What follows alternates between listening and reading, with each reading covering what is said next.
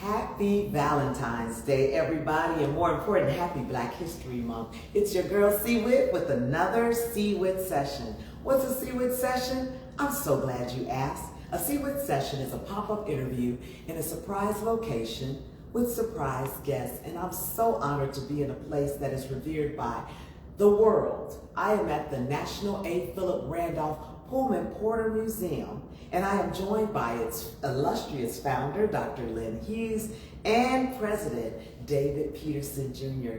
Good afternoon. Happy Valentine's Day. Good afternoon. Thank you. So David, you know you had to just be unselfish and share your mom with me. So she is my heart. Happy Valentine's Day. And we are here because the time of year has come again where we are embarking on the season of honoring the anniversary of the museum. 29 years. How does that make you feel, Doc? Old. No, it's very inspiring, yes. and it's emotional for me because like who knew we would still be here? Well, I know that you had a vision, and before we got on camera, you and I were talking about how we don't know how long the journey is going to be, what the twists and turns are going to take you, but in fact, you are still here. David, you're just barely 29, so what does this mean for you? Wink, wink. Well, you know, for me, like I say, it's a really big moment for us because it's the opportunity for us to expand. You know, a lot of organizations and businesses don't make it this long. Yes. And then from an interpersonal perspective, a lot of family businesses don't make it to the second and third generation. That's right. You know, the second and third generation kind of let it fall off. You know, so by the grace of God, I've been instilled with a great responsibility, and also by the grace of God, I've been prepared, you know, to be able to take the legacy to another level. So the fruition of that is our expansion project, you know, our neighborhood stabilization plan, being able to bring to fruition her vision of 31 years ago. You know, so the museum's 29 years old, but you know, we've been doing the development work long before that. Yes. You know, so we moved to the neighborhood in '89. You know, so even though the museum opened in '95, we were here and planted before that. So now that we have an opportunity to bring everything full circle, man, it's amazing. It's been amazing for me these past 3 years to watch the growth, the interest, and most important, the impact that you have on history and the legacy of A. Philip Randolph himself. Who was he, David? He was a giant. You know, just simply said, you know, A. Philip Randolph, he was probably the world's greatest organizer. You know, he has a proof of concept that organizing works. You know, a lot of people did some great things. He gave some great speeches, wrote some great books. You know, but this man's his work is still relevant till this day. Yes. And that's what's important to me. You know, the impact of his work has transcended labor. Went into civil rights, went into you know, economic empowerment, and all of these different things. So every year that we have an opportunity to bring his legacy to the forefront, it's happy for us. You know, especially because he didn't have children, so he didn't have like, you know, a physical lineage that went on. You know, but as we know in science, energy never dies; it transfers. So we've created a time capsule where his energy can live on and on and on and continue to grow, and we're very privileged to hold that honor. Well, I feel very privileged to sit by the founder, the visionary, the one who planted the seed. And you are always the first to say, Doc, when someone says, you know, about your connection with labor, like, no, I'm not in a union, I'm a supporter of the movement. And so talk a little bit about the legacy of the Pullman Porters proper, because even after all of this time and education that you all have been doing, people still don't know the significance of what they did and the ways they paid for so many of us to get fair wages now and to be able to be in bargaining units, but also do it with pride and fashion and style. I think we press so hard to make sure that their legacy is put before the general public in a broader way because of that very same thing. People do not know that legacy. When the saying is, back in the day, the only conversations that were held about them were at the dinner table in their homes. And regrettably, most families, even though they reap the benefits of their father or grandfather or uncle who had held those positions, they were still sort of squeamish about talking about it publicly, almost as if they were embarrassed about that. But that's a mentality that carried over from slavery and before we knew who we were. Yes. And so it is important to us to transfer that information to the general public. And that's why we take such great pride in doing what we do. And we correct revisionist history when it rears its head. Yes. Because there would be no conversation about Pullman porters were it not for A. Philip Randolph. Yes. Because they worked on the trains long before he appeared on the scene. But he was somebody who was a spiritual person. His father was a minister, so it was ingrained in him as a young person that he could do anything that he wanted to do. He could be the same as any other person, and they were no better than him. And that kind of mindset is dangerous, so his father sent him Yes. to New York. You have to get out of Florida, because if you don't, they're going to kill you. Wow. And so what resonated with me when I heard that story that I accidentally stumbled upon was what his father said to him is what my father said to me before I started school. He used to just beat the horn about my learning how to read. Yes. I had not gone to school yet, but I do remember him just repeatedly saying that to me. And even though I was under 5, it was still sinking in. And so one day I asked him, so why is it that I have to learn how to read? Nobody else is learning how to read. He said, I'm concerned about you.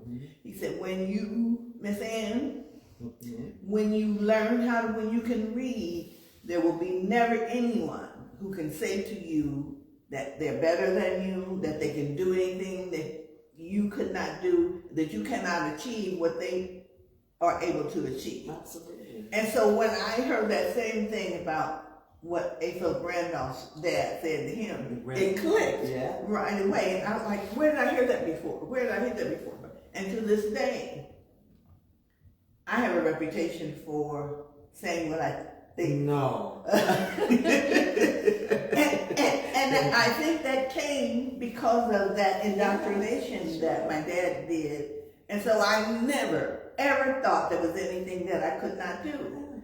And so starting this museum was something, it wasn't my idea. I always say publicly, it wasn't my idea, it was God's idea.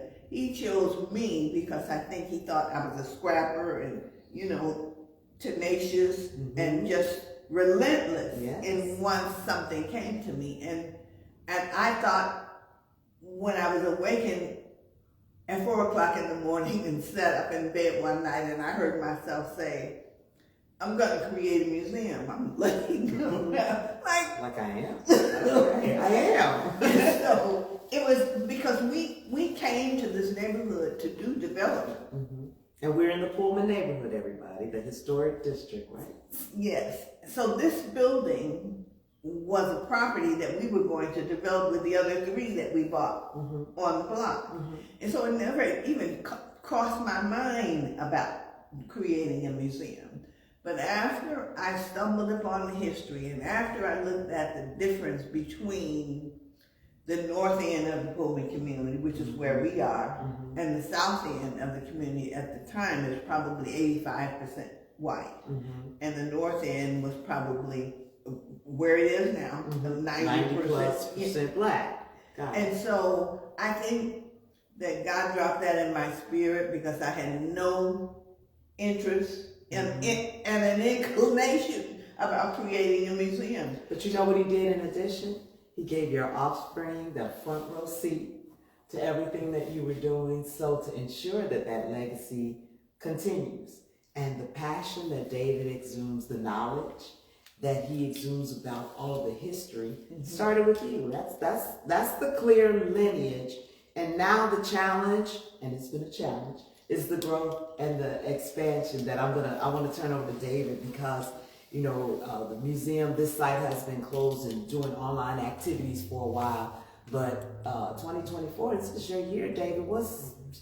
Unveil all of this that's getting ready to take on the block. Yeah, absolutely. Well, basically, just kind of piggybacking on what she was saying about my grandfather, you know, what he would consistently pour into her, you know, as a young woman. Social learning environments are very, very important. Mm-hmm.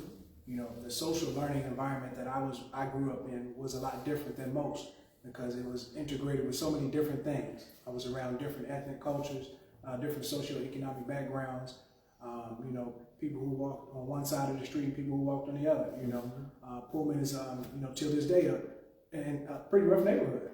You know, people don't really understand what's going on around here. You know, but and like I said, I had an opportunity to grow up here. And just like she says, you know, she woke up at 4 o'clock in the morning. You know, to have this vision.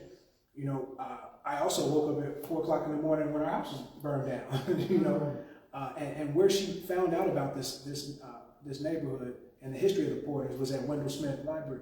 And just recently, we had the pleasure and privilege of sponsoring the Wendell Smith basketball team. Nice. You know, so we paid for their jerseys, so they got jerseys and warm-ups sponsored by the museum. And we're excited to do that because our director of sports activity, who works with us annually for our Juneteenth festival, Armand Farmer, you know, he started a basketball league called Shy Ball Y League. Mm-hmm. You know, and this young man, like I said, you know, he came from the street and just decided that he wanted to give back. So you all are sparking that impact. Yes. I love it. So that social learning environment that we have the privilege to put together is the most impactful thing. You know, so with that, not only just comes the history of the Pullman Porters, the Brothers of Sleeping Car Porters, you know, all the impact of the unions and all of that, but it comes with us bringing resources to the neighborhood that weren't here. Mm-hmm. You know, that people normally would have to go outside of the community to get access to.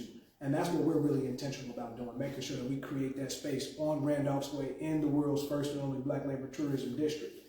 Say that again. So, you said the world's first. You love that, don't you, Doc? So, you know, and I always, you know, people always say Americans, but I have to be intentional about saying the world because we have people come here from literally all around the world. Mm-hmm. You know, so we have to, you know, give homage to the fact that, you know, we have an international impact. Yes. You know, and with that, you know, it's been a great journey to do this work. You know, but the struggles that we have are very, very minute. Mm-hmm. You know, they come, you know, from a spiritual background. You know, we know that our fight isn't against flesh and blood. That's right. You know, but against principalities in high places, right? So, you know, the things that we encounter are more of a spiritual thing. So we don't take it personal when elected officials or when, you know, people who are not of our hue or people who are allegedly partners in this community either, you know, diminish our work, attempt to appropriate our work, undermine our impact, or in the back room attempt to stop what it is that we're trying to do in a very, very strategic way. You know, that doesn't necessarily, it's not necessarily the overt racism, but it's very, very covert. Yeah. You know, and it comes in the form of you thinking that you have to speak for us. As if we're puppets, you know what I mean? Or you thinking that you have to do something that we're already doing as if we don't have the capacity to do it. So what God has blessed us with is the resources to be able to tell our own story now. Right. So now what people usually would be able to hold over our head because we didn't have the resources, now we're on an even playing field. Yes. So now, okay, let's see what you got. Everybody, we're all on the same level now. We all have the same access to resources. Now we get to show people what we're really made of. Yes. You know, and that's what I'm most excited about because, you know, we have you know, people can steal ideas all day. All day. You know, but we create them like we create new cells. Mm-hmm. You know, they come by the minute. Mm-hmm. And people don't know that. And we only tell people are duplicating things that we did 30 years ago. Mm-hmm. They have no idea how many ideas that we come up with on a day-to-day basis and package, put in our brainstorming file, put in our, okay, we'll get to that later file.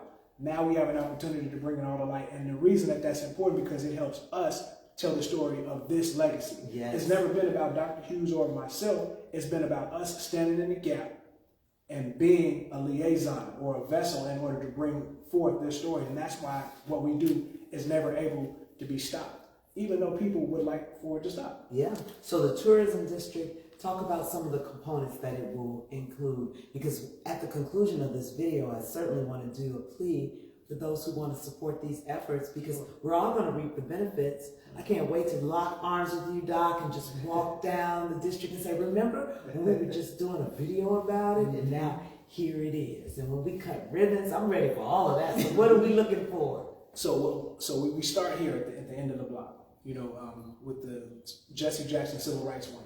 Then we moved down a little further to the Pullman Porter's Row, our outside visitor pavilion. Again, we're an international tourism destination. So it's a black eye for people to come in from around the world, and then after they leave the museum, go see an abandoned block. That's right. That's more than 50% vacant right now. You know, for 30 years, nobody's attempted to do anything. There have been no plans in the planning department for the city, state, or county.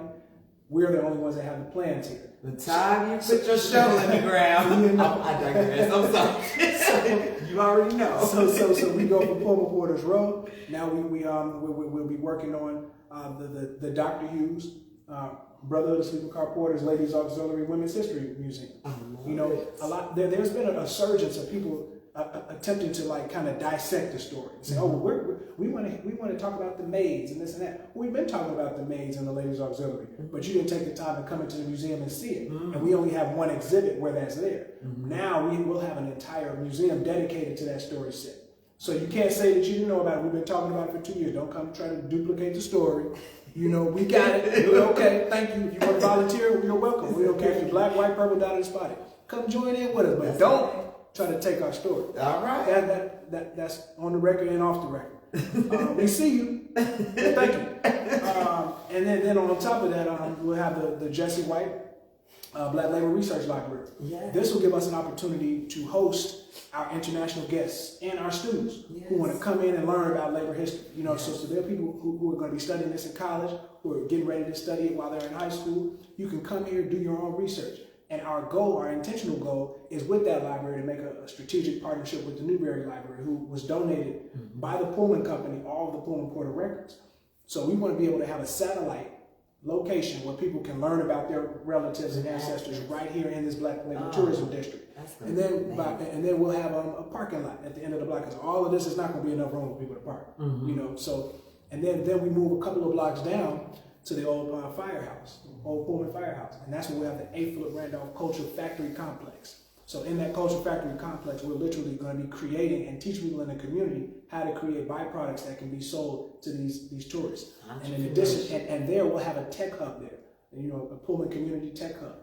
So we're going to be able to tell all of these stories. We're going to be able to honor the contributions of not only those ancestors, but the people that have either recently departed or are still here, and our elders who still have stories and contributions in this neighborhood. You know, we recently lost one of our good supporters by the name of Joyce Chapman. And she was she grew up in Pullman, and her family, if they weren't the first, they were the second family who moved here.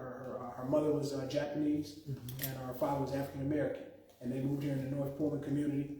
And she did a lot of work around community engagement, if you will. And that work kind of started with some of the foundation that Dr. Hughes set up when she was working with Friends of the Park and doing a lot of work at Wendell Smith. And, you know, George Chapman actually asked Dr. Hughes, you know, hey, we want you to come back out. She's like, I hung my head up, I'm straight. But I was able to kind of nudge her to pull her in before the late, great Joyce Chapman made her transition. So we were able to work with her with Failings Family Services doing a Healthy Choice Equity Zone. And you know, we were able to work with them, so we're happy about that. And we want to be able to tell her story. Pat Dabonet, another neighborhood development queen in this neighborhood, you know, we'll be able to show the work that she's done.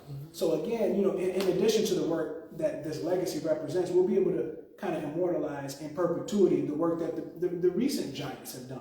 You know, and that's what it's all about. You know, teaching people who come after us how important it is to archive your history. Particularly in a season where books are being banned and curriculums are being rewritten as if everything was just rosy all through the civil rights movement. What? And so that's scary, but it's also comforting to know that you have this movement going over here and this energy that is going to be worldwide. Now I have to turn to the celebration at hand because we're 10 days out now. I know that makes you nervous. We are 10 days out from the Gentle Warrior Awards, and this is going to be my third one. So I'm excited. We started, I attended the one at High Park Bank, and then we went over to IBEW's spot, and now we're headed downtown to Wintrust on Saturday, February 24th. Talk a little bit about it, Doc, and then you chime in, Dave. I think I am most excited about the opportunity to do it at the location that we're going to. And it's the culmination of all of the work that we have done that we get to present. There's something about presentations and the location that the presentations are made Absolutely. in. And it crosses class and task boundaries. And so I kind of feel like this is really special for us to be able to say to the general public, we've been doing this work for 29 years, and this is what we've been doing, and this is what we started. And look at the things that have happened as a direct result of people replicating what we have done as if it were brand new. But we're 29. Yes. And so you have receipts, as the young people say. It is an opportunity for us. And when I say us, David I drug him along, and just that social learning thing indoctrinated him in a way. He doesn't need a script. Oh, not at all. He doesn't need a script. Love that he about can him. go anywhere in any media format and just start talking. And you don't need a script. He doesn't need a teleprompter to do any of that. Yeah. For us to be able to say and have on hand our renderings and show this is what Randolph's Way is going to look like. Not only did we start the first Black Labor History Museum in the nation, we are now starting or launching the construction in 2 weeks, the first Black Labor History Tourism District in the world. In the world. And so, you know, while, when appropriation is not our friend, you better have on some roller skates to try to run with what you think you're taking from us, because it's not going to happen. David Peterson has mastered the art of social media. And that didn't happen in the day when I first began, when everybody was taking everything, as I traveled across the country. It wasn't a platform. Talking about this history, and so people don't even know that.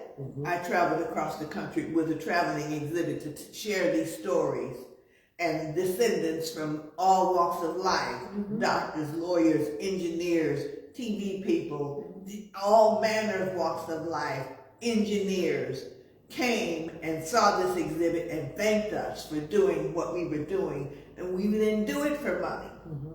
And many finding out that they're actual descendants of the Pullman. Yes, and that's the genesis of something we started, the Black Railroad History Descendants Registry. It's a national registry. Not only do we have it in our gift shop, it's online, and so there are people who communicate with us via email and a letter and call and say, thank you for what you're doing. They appreciate that. That is what feeds us. Yes.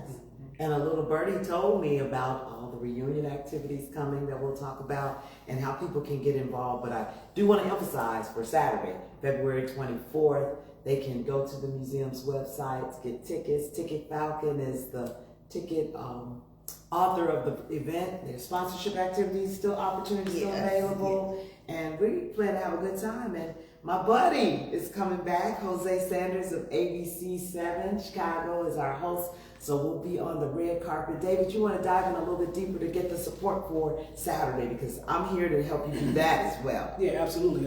Again, Saturday, February 24th, 5 to 9 at Wintrust's Grand Banking Hall, right downtown in the financial district.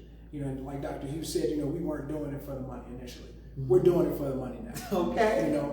And only because in getting our hands dirty for the last 29 years, when we're doing the community work, the call of the people is we need money. We need help.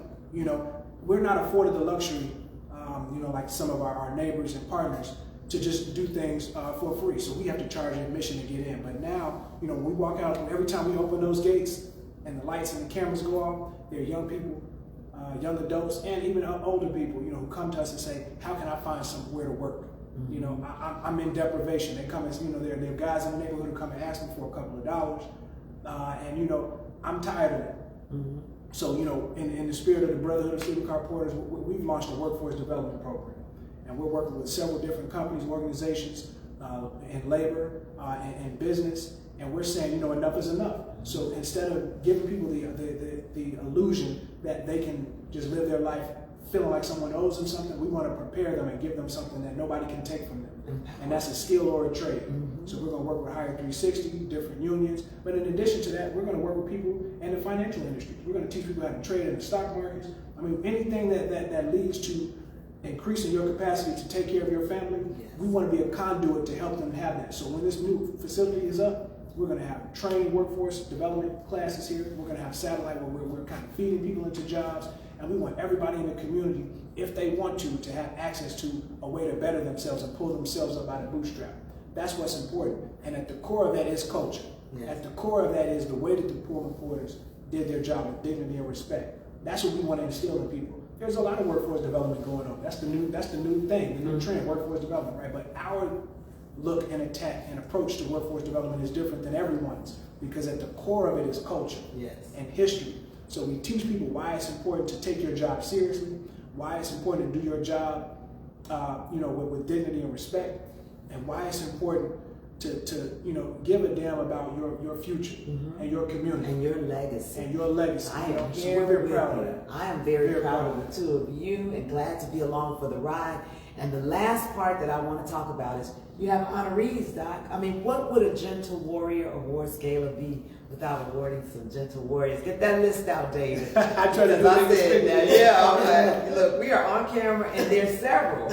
And you know, just like in church, when you leave somebody off the program, they're going to let you know outside, or Sister Hughes, you didn't say my name. So we want to make sure, first let's do the distinction between Gentle Warrior and the change agent. What's a change agent, Doc?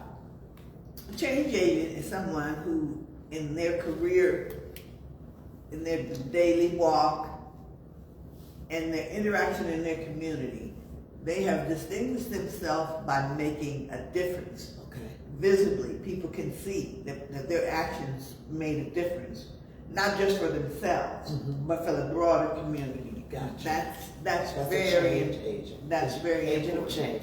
David, what's a Gentle Warrior? A Gentle Warrior is someone who basically carries the same stature and legacy as April and Randolph. Someone who has an impact and a body of work that has been going on for several years. Some of our change agents, haven't had the opportunity to create such a body of work yet, but their impact of the work that they're doing now is so great that we feel that they need to be recognized on the same stage as people that have decades long of impact. So for us, they're all at the same level. They just have just different differentiations. So this year we have the pleasure and honor of honoring Speaker of the Illinois House, Emmanuel Chris Welch. That's a big deal. He's the first black speaker, if I'm not mistaken. Mr. Gary Pirinar, Executive Secretary of Mid-America Carpenters Regional Council. And that's important because our goal is to get a lot of the young people in the community into the carpenters. And apprenticeships. That is important for us because, again, with the work that they're doing with the Carpenters Union will give our people in our community a pathway, to economic empowerment, which is what the Pullman porters are all about. That's right. Corliss King, she's a second VP of TWU 556. Another black woman, making strides in the labor community, which ties right into our Ladies Auxiliary Women's History Museum. Dr. Hughes. That's right. Don't forget the doctor. Dr. Hughes, ladies. Excuse me. Leo Esparza, business manager for Lyona Laborers, Local 1. And I want to say this about Leo Esparza. He was identified as someone who actively and consistently works to have inroads for African Americans. Thank you, Leo. Black and brown people in his union. And the same with Pirinar.